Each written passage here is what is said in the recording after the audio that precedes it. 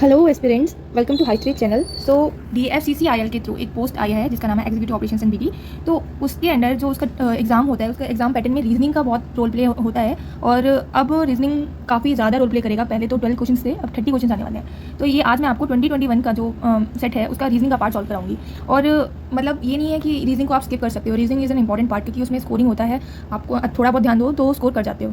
Just आपको एक idea लग जाएगा इससे कि उसका जो पैटर्न है वो SST बेस्ड है या बैंकिंग है या दोनों का मिक्स है, लाइक किस टाइप के क्वेश्चन आते हैं ये 12 क्वेश्चन करके।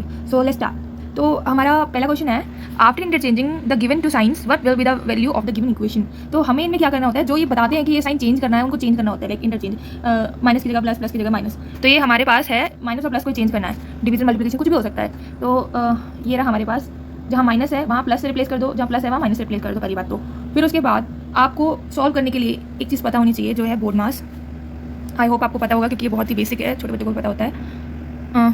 इसका brackets open, of, division, multiplication, addition, subtraction. तो हम एवं कोई चीज़ स्टार्ट नहीं कर सकते। हमें मतलब उसके लिए प्रॉपर चीज़ पता होनी चाहिए कि एक सीरीज होती है जिससे हम एक इक्वेशन दिया है, उसमें बहुत सारे मैथमेटिकल ऑपरेशंस हैं, उनको सॉल्व करने के लिए हमें मतलब एक ये चीज़ दी हुई है कि इस सीरीज से आपको सॉल्व करना है, इस ऑर्डर में ही आपको सॉल्व करना है। अब ये नहीं है कि पहले आपने माइनस कर दिया फिर आपने डिवीजन कर दिया, नो, इस वाली सीरीज को ही यूज़ करना होता है। अब जैसे इसमें पहले ब्रैकेट्स और ऑफ तो है ही नहीं, हमें दिया हुआ है डिवीजन करते हैं। 57 डिवाइड बाई 19, आई होप आपको 19 का टेबल आता होगा।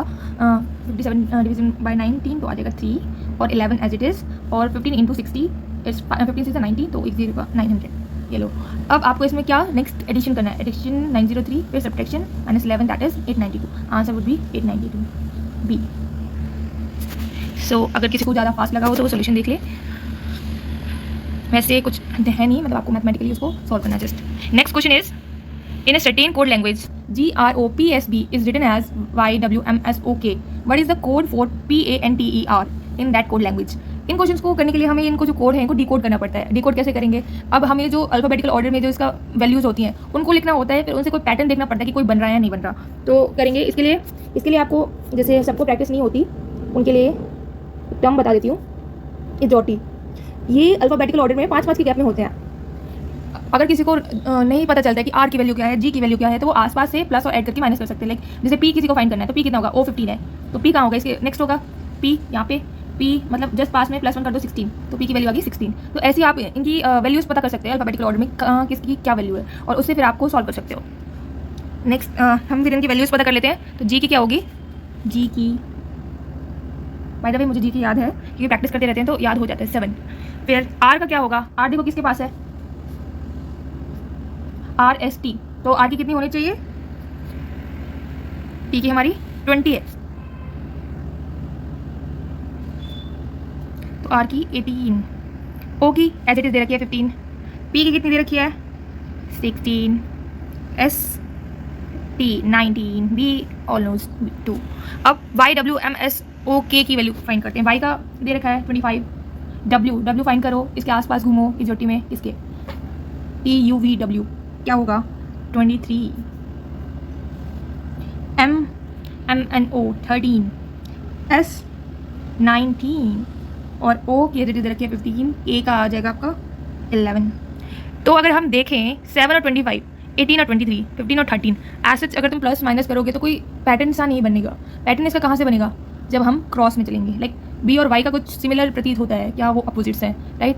S और W इसमें, पर आप ये चीज़ और देखो कि 19 और 23, 19 में से क्या प्लस करेंगे, 23 आ जाएगा +4, ऐसे 16 का 13 से तो -3। एक चीज़ पता चली, आगे +4 हो रहा है 15 और 19 कि +4 -3 +4 हमारा रिपीट हो रहा है, और 2 से 25 जा रहा है। तो हम माइनस करते तो -1 -2 नहीं लिखते, वो A से जब पीछे चलेगा तो Z से मतलब रिवर्स में स्टार्ट हो जाता है। तो ऐसे ही इसको -3 करके हमारे पास 2 में से ये 25 आ जाएगा। तो ऐसे हमारे पास क्या पैटर्न बनेगा, -3 +4 -3 +4, तो उसको हम इसमें पुट कर देंगे। ये हमारा पेंटेन, पहले इसकी वैल्यूज़ लिखेंगे 16। अब हम यहाँ पे एलिमिनेशन एकदम से नहीं लगा सकते क्योंकि हमें बहुत सिमिलर से दिए गए हैं सारे। जैसे C तो होगा नहीं मोस्ट प्रोबेबली, क्योंकि इन तीनों में से होगा, क्योंकि C अकेला Q है, Q से तो नहीं होगा। तीनों की जगह होगी A, B और D में O आगे है, तो ये तो पता चलेगा आगे O होगा 16, 1, और इसकी N की वैल्यू होती है 14, A की तो पता है 20, T की 5, R की 18। अब हमें क्या पहले -3 आना है, क्योंकि पहले हमने स्टार्टिंग से -3 स्टार्ट करा। जब -3 करेंगे तो पहले क्या आएगा, 18 -3 15, तो हो जाएगा O। उसके बाद E है, E में से +4 करना है, सॉरी +4 करेंगे तो 5 + 4 9, 9 पे क्या आता है I। फिर टी में क्या करेंगे -3, टी 20 होता है तो -3 करके 17 पे क्यू। तो हमारे पास दो ऑप्शन है, ए और बी, ओ आई क्यू, मतलब आगे करना पड़ेगा।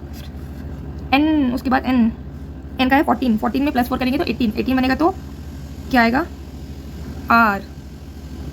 ये रहा बी ऑप्शन। बस इतना सही करना होता है, बाद में आपको ऑप्शन मिल ही जाते हैं। ये लो इसका सोल्यूशन। नेक्स्ट, ये हमारा आ गया थोड़ा बैंकिंग पैटर्न।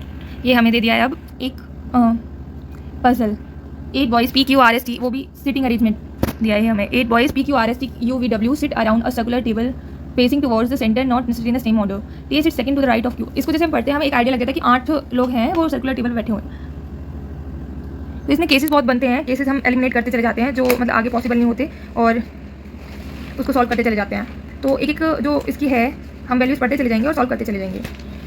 अब देखते हैं हम, जैसे हमने 8 बॉयज़ बिठाने हैं वो सर्कुलर टेबल में इक्विडिस्टेंस बिठानी है। अब आप स्टार्ट करो।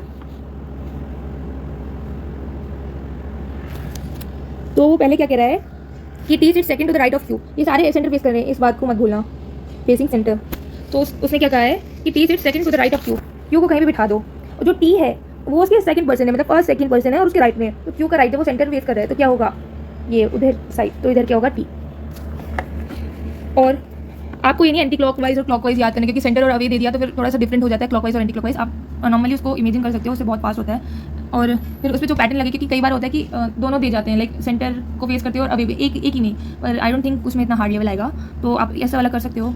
तो ज़्यादातर जब तक इमेजिनेशन अपनी पावर थोड़ी सी इन्हेंस करोगे तो ज़्यादा बेटर रहेगा रीजनिंग के लिए।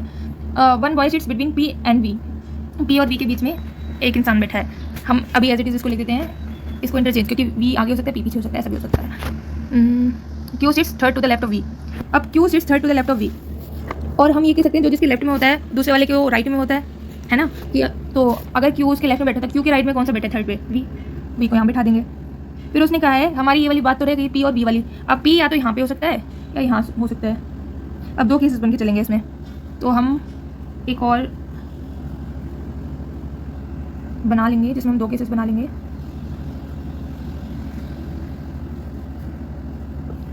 कलर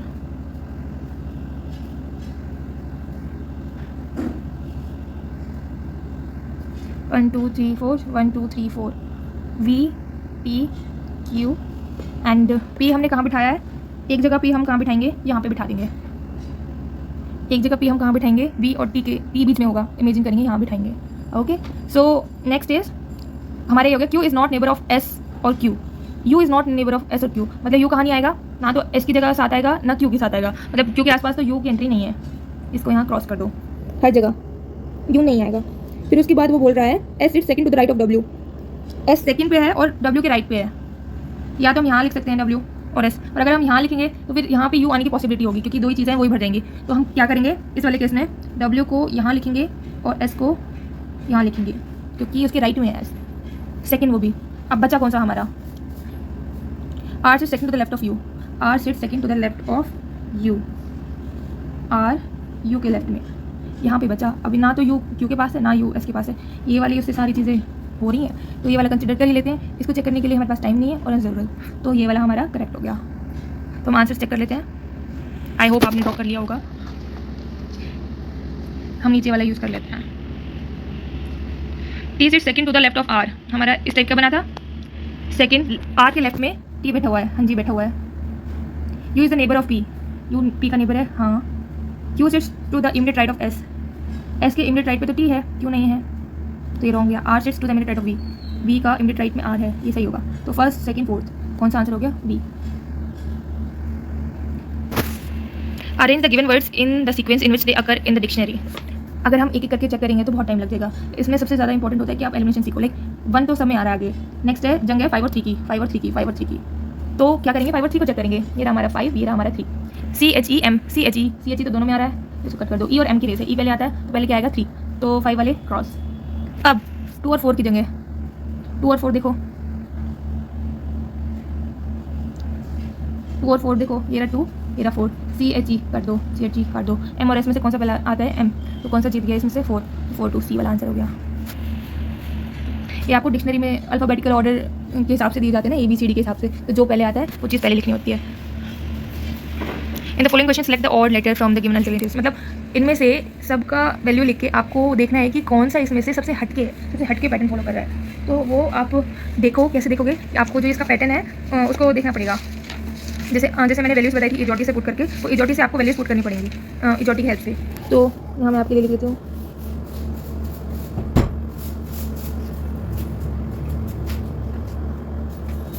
तो इसे आर क्यू लिखिए, RST 18, TU 21, 25, इसमें +3, इसमें +4 हो रहा है।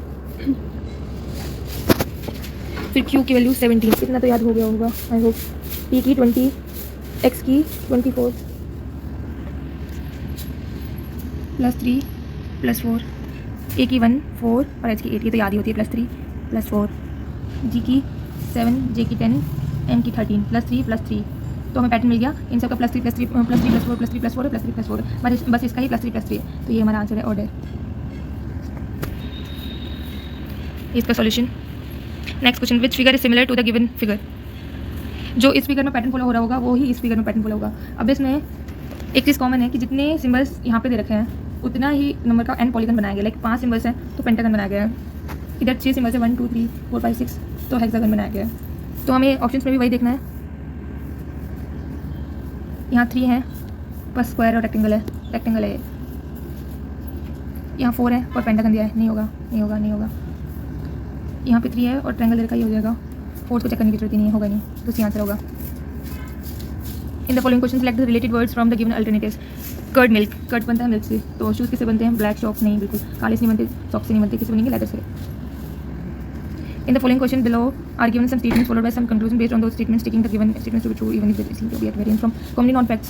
Read all the conclusion and then decide which of the given following logically follows the given statement. Nothing log का क्वेश्चन है, बस लॉजिकली फॉलोज आपको देखना है। इसमें आपको स्टेटमेंट दी जाती है, फिर कंक्लूजन आपको मैच करके देखना है कि वो होता है या नहीं है। दैट्स इट, ये है असली question.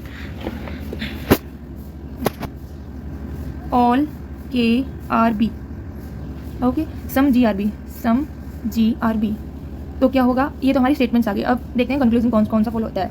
No K is G, कोई भी K G नहीं है। देखो ऐसा कुछ ज़रूरी नहीं है कि K G हो, और हो भी सकता है, क्या पता ये ऐसे हो जाए, क्या पता ये ऐसे ना हो। तो वी कांट प्रिडिक्ट कौन सा सही है कौन सा नहीं, मतलब कुछ इनके रिलेशन के बारे में हमें नहीं बताया गया। तो क्या होगा इसका? We can't predict. तो first conclusion is no. Some BRG, हाँ ऑब्वियसली कुछ G भी है तो कुछ भी G होंगे। सम GRK, नो, इतना ज़रूरी नहीं है कि ये वाला हो, राइट। सम GRK, तो इसमें हमारे पास आइदर और वाला नहीं है, बोथ वाला है, तो ये भी हम क्रॉस करेंगे, तो हमारा आंसर आ जाएगा ओनली सेकंड फॉलोज।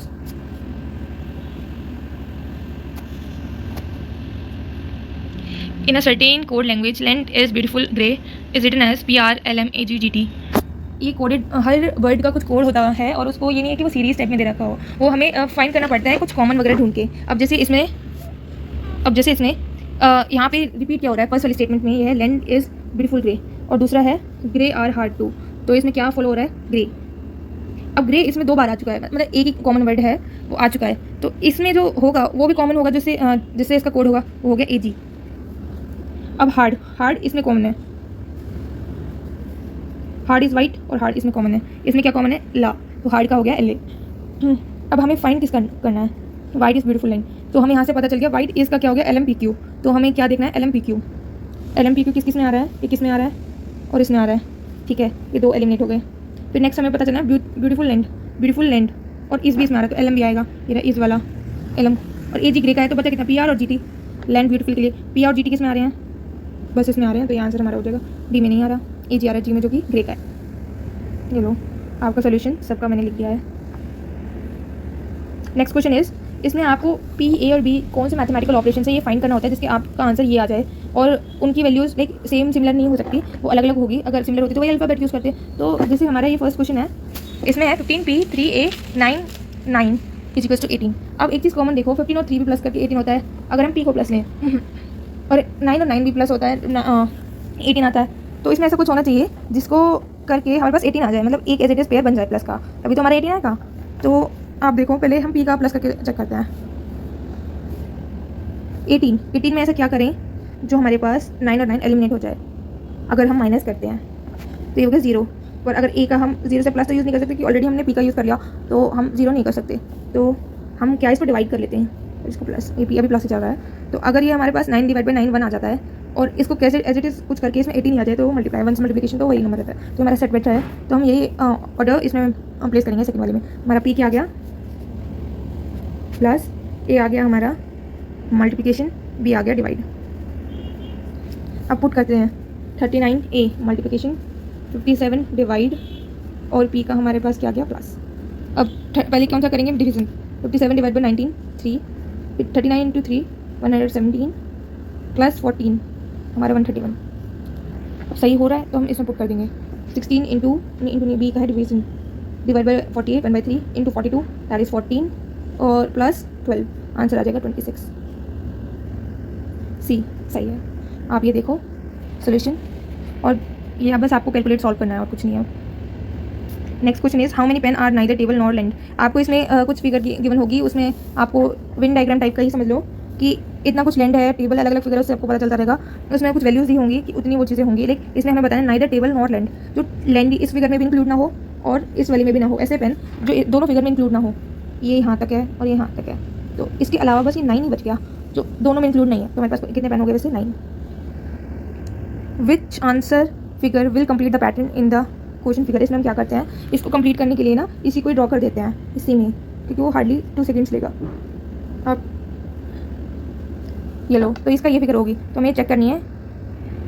तो हमने जो बनाई वो वाली कौन सी होगी, ये तो होगी नहीं, ये भी नहीं, कौन सी होगी ए। ये ऐसी नहीं बनाई थी हमने जो यहाँ पे गोला, ऐसे भी नहीं बनाई जो इधर पेस्टिंग टाइप का है, ऐसा भी नहीं बनाया हमने, ऐसा बनाया था। ये हमारा आंसर हो गया। Okay, thank you so much. I hope आपको वीडियो हेल्पफुल लगा होगा, और आप लाइक शेयर और सब्सक्राइब कर सकते हैं चैनल को इससे रिलेटेड और डिटेल्स लेने के लिए। और अगर आपको कुछ पूछना हो या फिर कुछ एडिशनल आपको बताना हो तो आप कमेंट भी कर सकते हैं। Thank you so much.